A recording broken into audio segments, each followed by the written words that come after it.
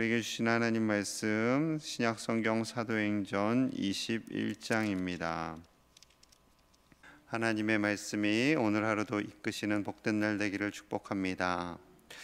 사도행전 18장 23절부터 시작된 바울의 3차 전도 여행이 오늘 마무리됩니다. 배를 타고 이제 예루살렘으로 가까이 가고 있는데요. 두로에 도착했을 때의 일입니다. 자, 4절 5절 말씀 제가 읽겠습니다. 4절입니다. 제자들을 찾아 거기서 이래를 머물더니 그 제자들이 성령의 감동으로 바울더러 예루살렘에 들어가지 말라 하더라.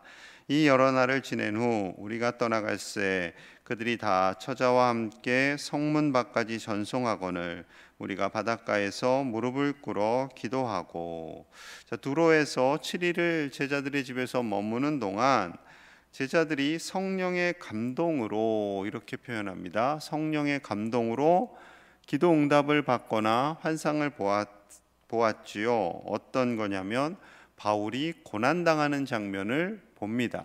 그래서 바울더러 예루살렘에 들어가지 마십시오. 성령님께서 저에게 그렇게 말씀하셨습니다. 라고 바울을 붙잡게 됩니다. 하지만 바울은 거부하고 예루살렘을 향해서 나아가게 됩니다. 이 모습이 너무나 안쓰럽고 딱해서 제자들의 처자들과 함께 부인과 자녀들이 함께 바닷가까지 그 배를 타고 가는 바닷가까지 가서 무릎을 꿇고 바울을 위해서 간절히 기도하고 헤어집니다.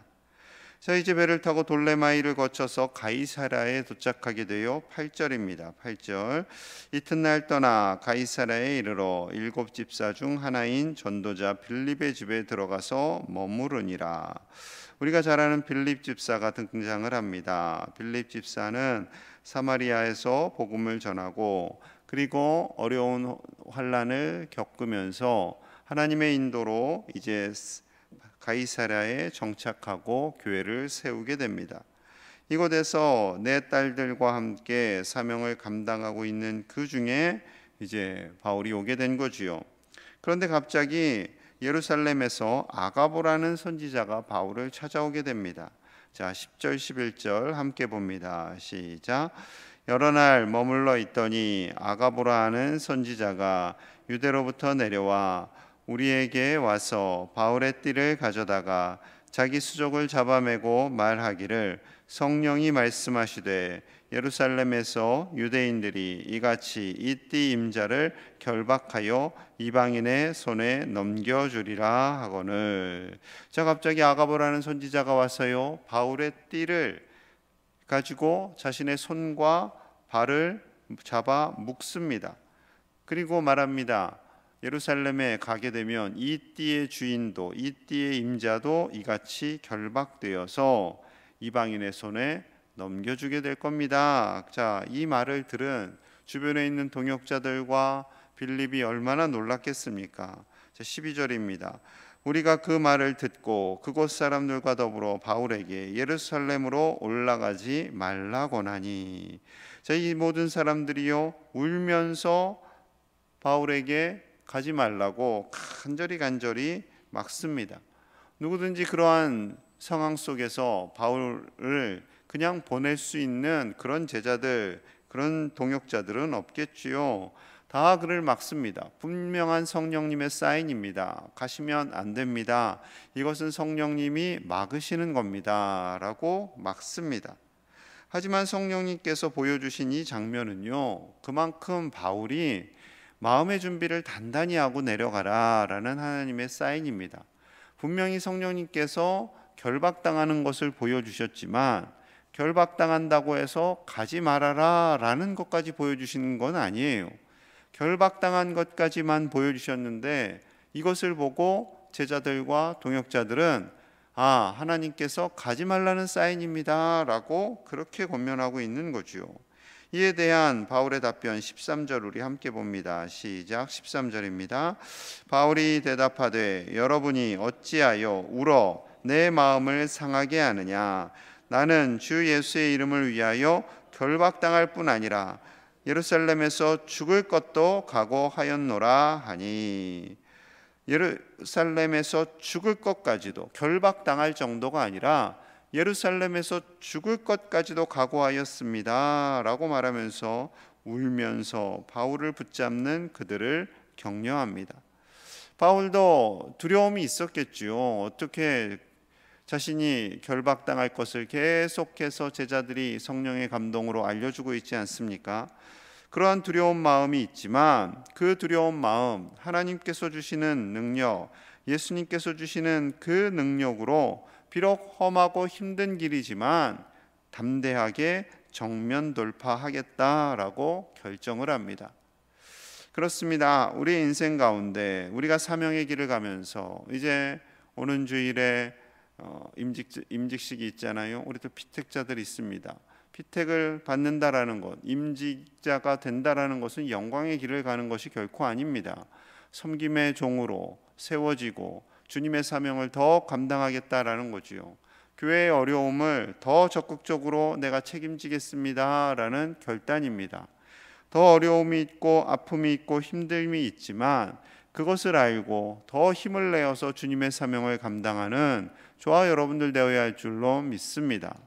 하나님께서 주신 그 소중한 직분을 끝까지 잘 감당하는 우리가 되기를 간절히 축복합니다. 이제 바울이 예루살렘에 도착했어요. 17절입니다. 17절 18절 제가 있습니다. 예루살렘에 이르니 형제들이 우리를 기꺼이 영접하거늘 그 이튿날 바울이 우리와 함께 야고보에게로 들어가니 장로들도 다 있더라. 자, 예루살렘에 이르렀다라는 것은 예루살렘 교회에 도착했다라는 거예요. 믿음의 형제들이 당연히 영접하고 기뻐하지요. 몇 년 만에 바울이 3차 전도 여행을 마치고 돌아왔으니까 너무나 기뻤습니다. 이튿날 바울이 우리와 함께 야고보에게로 들어가니, 자, 야고보에게 들어갔다라는 것은 이 예루살렘 교회의 리더가 야고보라는 겁니다. 사도 야고보는 아니고 예수님의 동생 야고보예요.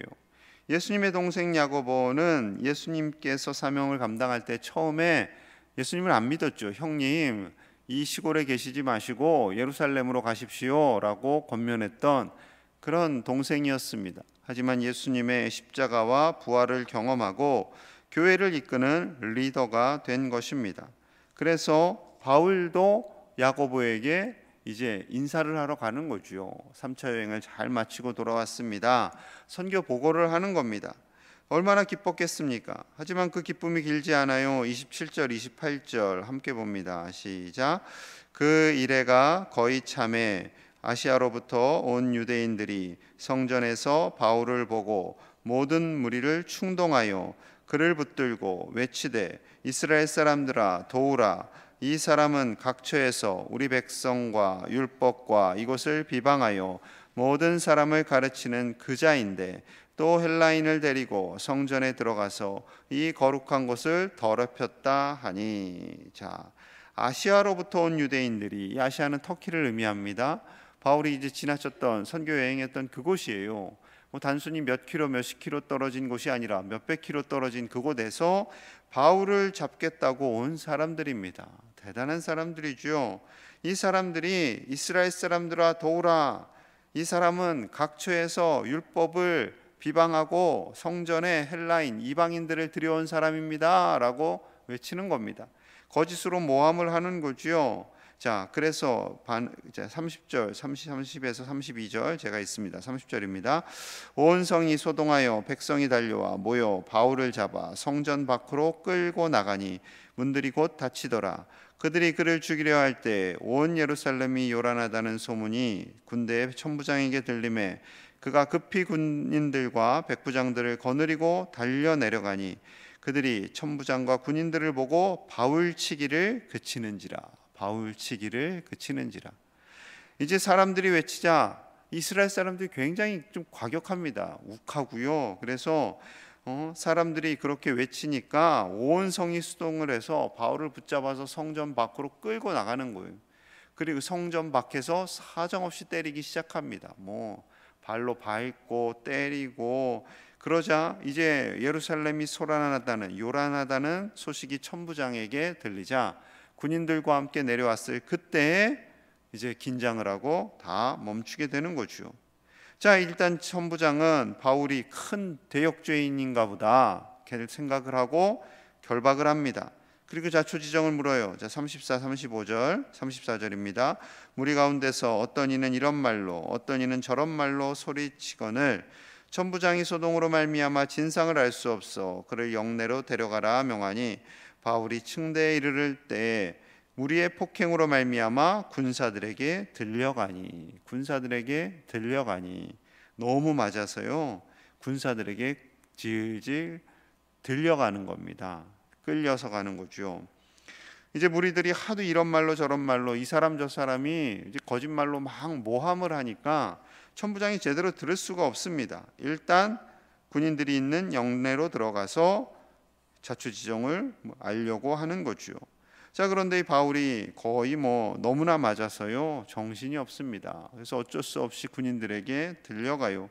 자, 들려가는 그 바울을 바라보면서 백성들이 외칩니다. 36절 같이 볼게요. 36절 시작. 이는 백성의 무리가 그를 없이하자 하고 외치며 따라가밀어라. 사람들이 바울을 없이하자라는 것은요 죽여버리자, 제거하자 하면서 계속 외치면서 따라갔다라는 겁니다. 자, 이 외침, 없이하자라는 이 외침은요 예수님께서 죽으실 때도 동일하게 죽기 직전에 그렇게 사람들이 외칩니다. 누가복음 23장 18절. 무리가 일제히 소리질러 이르되 이 사람을 없이하고 바라바를 우리에게 놓아주소서 하니 이 사람을 없이하고 동일합니다. 예수님을 죽여버리자, 그리고 바울을 죽여버리자, 동일하게 외치던 그 사람들입니다.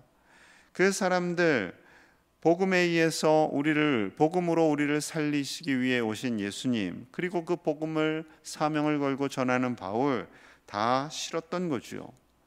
바울 입장에서는 어떨까요? 예수님을 죽여버립시다 라고 외쳤던 그 음성을 자기도 동일하게 듣습니다. 즉 예수님의 고난에 바울도 동일하게 참여하고 있는 겁니다.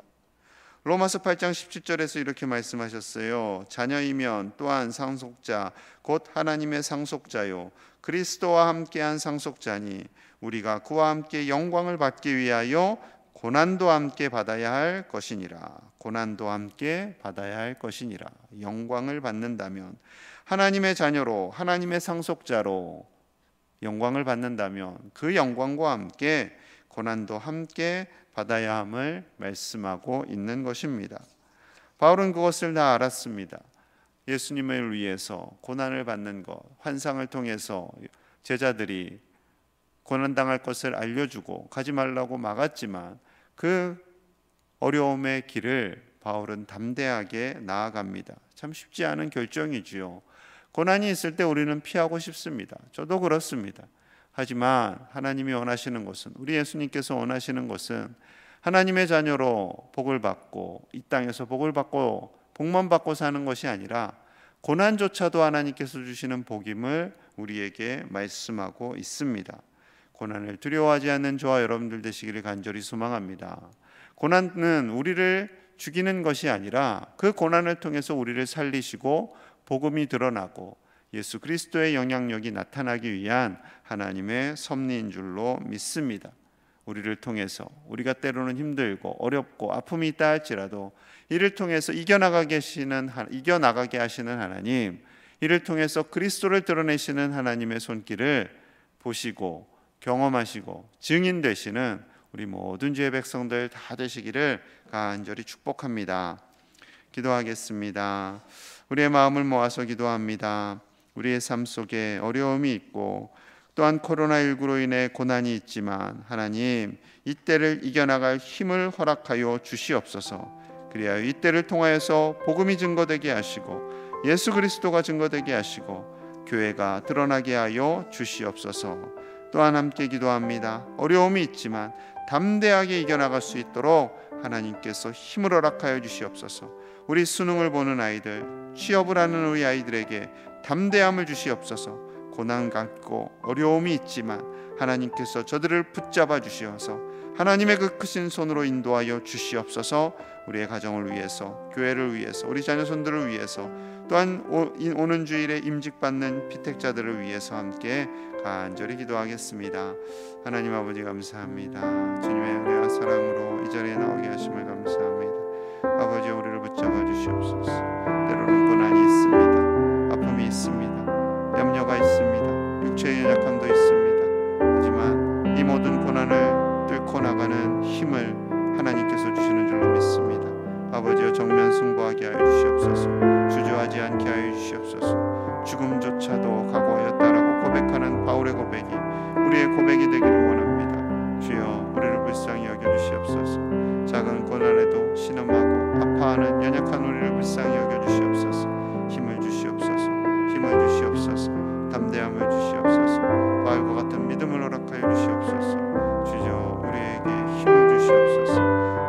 수능을 치르고 입시를 준비하고 취업을 준비하는 우리 자녀손들이 있습니다. 40명의 우리 아이들을 지켜주시옵소서.